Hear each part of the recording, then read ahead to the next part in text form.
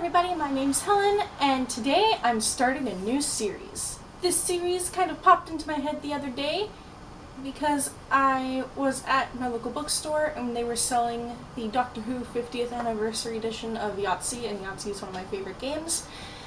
And I was kind of looking at it and I was like, you know, there's something book related in here somehow. So this new series that I am starting is called TARDIS Tuesdays. And basically, as the TARDIS can travel through all of time and space, it contains the names of every book that I have ever read and remember the plot and my thoughts to.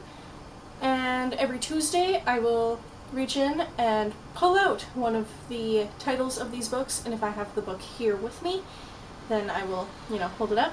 I'll do a little mini review of this book, and then I'll give you a recommendation based on if you like the book that I pull out. So let's get started. This is the TARDIS. Top pops off. And as you can see, there's a lot of slips of paper in there.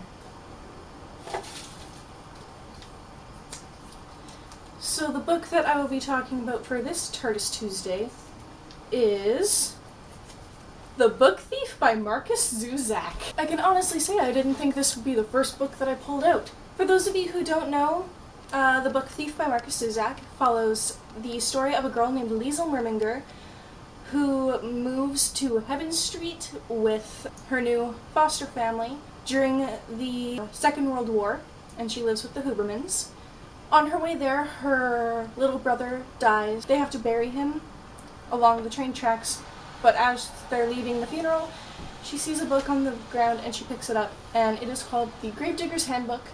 And it is the first book that she steals out of a very, very long list of books that she will continue to steal. Basically, as the years go on, there's this man named Max who is a Jew. He calls in a favor with the Huberman family, and they let him live in their basement in hiding so that he cannot be killed by Hitler. I read this book in July of last year, and I had heard so many amazing things about it, and I didn't really know what to expect going into it. I actually got this because John Green did a book recommendations video where it was like, if you like this, you might like this. This was one of the books that he ended up talking about. It sounded so interesting and I had to go pick it up.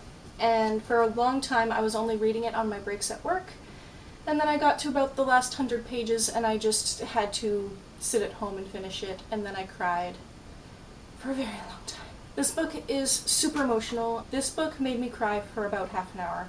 This book is just so unique because not only is the story heartwarming and heart-wrenching, but it's told from the perspective of death, and he narrates Liesl Merminger's life. He basically says near the beginning that he doesn't know why Liesl is so interesting to him, but she is, and he just can't help but watch her. The characters in this book are just amazing. They are all more than two-dimensional. There is no character in here that is two-dimensional.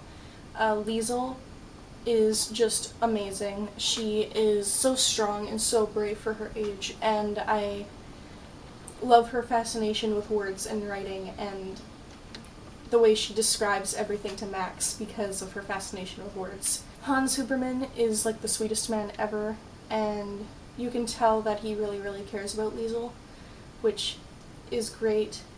And Rosa, who she comes off as so mean in the beginning, but she ends up, she is such a sweet, kind-hearted woman, and you can see that with, the snowball fight in the basement. And Rudy is adorable, and you can tell how much he loves Liesl, and it's just so much fun. This book is a lot of fun to read. It's just really sad as well.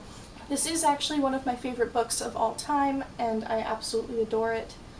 And I will probably reread it one day, but I'm gonna wait a couple of years so that when I read it again, it's almost like everything is fresh and new.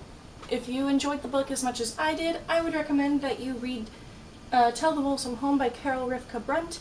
This is the story of a girl whose uncle dies of HIV, how she learns about him through his husband. I don't recommend this book because of setting or particularly the plot or anything like that. But because this book gave me around the same range of emotions that The Book Thief did, I was so happy at points and laughing, and I was so sad in others that I burst into tears while I was reading it. If you like the emotional roller coaster that the Book Thief put you through, then this is definitely a good book to give a try. So that's it. That's the first installment of TARDIS Tuesday. If you liked it, if you like either of the books that I mentioned, or if you've even just read any of the books that I've mentioned, then leave your comments and questions and concerns and things down below. I really look forward to hearing from you and to hearing your thoughts about this idea. And yes, I will see you soon with a new video. Bye!